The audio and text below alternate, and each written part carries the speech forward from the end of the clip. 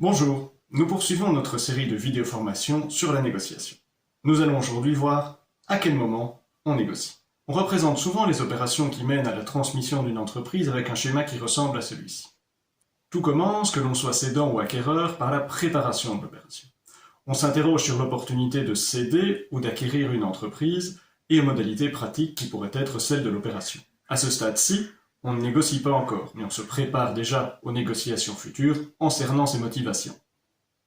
Vient ensuite la phase de recherche de contrepartie. On cherche l'acquéreur idéal pour son entreprise ou une cible à reprendre. C'est après que l'on commence véritablement à négocier. Une fois trouvé un candidat repreneur crédible ou une société dont il plairait de faire l'acquisition, on peut se mettre à table et tenter de trouver un accord qui satisfait tout le monde.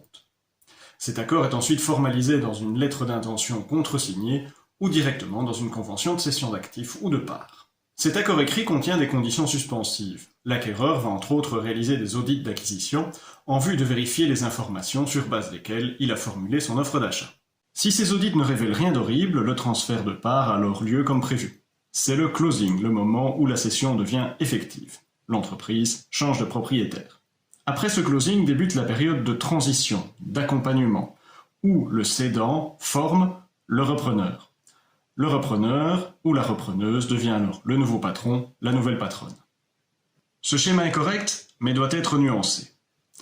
Il est exact qu'au moment de la signature de la convention de cession, il y a déjà accord sur les éléments principaux. Le prix, les modalités de paiement, la structure juridique de l'opération et le calendrier, entre autres. Cependant, des négociations peuvent encore avoir lieu après la signature de la convention de cession. Lors de la phase de due diligence, les parties pourraient avoir à se mettre d'accord sur l'interprétation des résultats d'audit. Nous en avons parlé lors de la vidéo précédente. On assiste fréquemment à une renégociation de l'accompagnement que l'acquéreur souhaite souvent écourter pour s'affirmer plus vite en tant que nouveau patron ou nouvelle patronne. Le rôle du cédant, s'il reste dans l'entreprise après sa transmission, peut également être renégocié. Par exemple, s'il est resté dans un rôle commercial et qu'il n'apporte pas le nombre de nouveaux contrats espérés.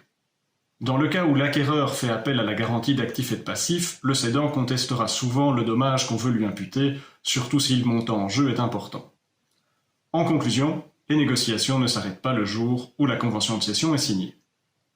Bien que ces conventions soient rédigées avec grand soin et cherchent à anticiper les sources de désaccords futurs, elles ne peuvent prévoir tous les cas de figure. Voici un exemple très concret, vécu, d'un cas de négociation intervenu après la signature de la convention de cession. La convention de cession signée entre les parties prévoyait ceci. Le vendeur s'engage à remettre à l'acheteur, au plus tard une semaine avant la date du closing, un engagement écrit du bailleur de prolongation du bail aux mêmes conditions pour une période de 9 années du 1er octobre 2019 au 30 septembre 2028. Le vendeur était confiant dans sa capacité à obtenir de manière anticipée un renouvellement de son bail commercial avec un loyer identique.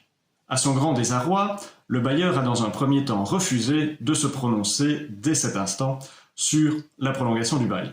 La période légale pour demander le renouvellement d'un bail commercial ne démarrait en effet que 18 mois plus tard.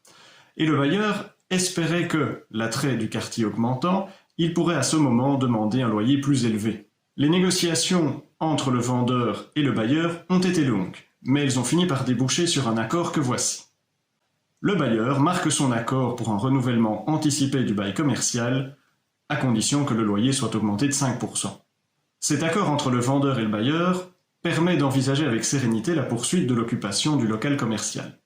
Seulement voilà, la convention stipulait bien aux mêmes conditions. Le cas de figure où la prolongation du bail était obtenue à d'autres conditions que celles en vigueur n'était pas envisagé. Les parties ont donc dû négocier pour faire face à cette situation imprévue. À votre avis, quel accord ont-elles trouvé? Le voici.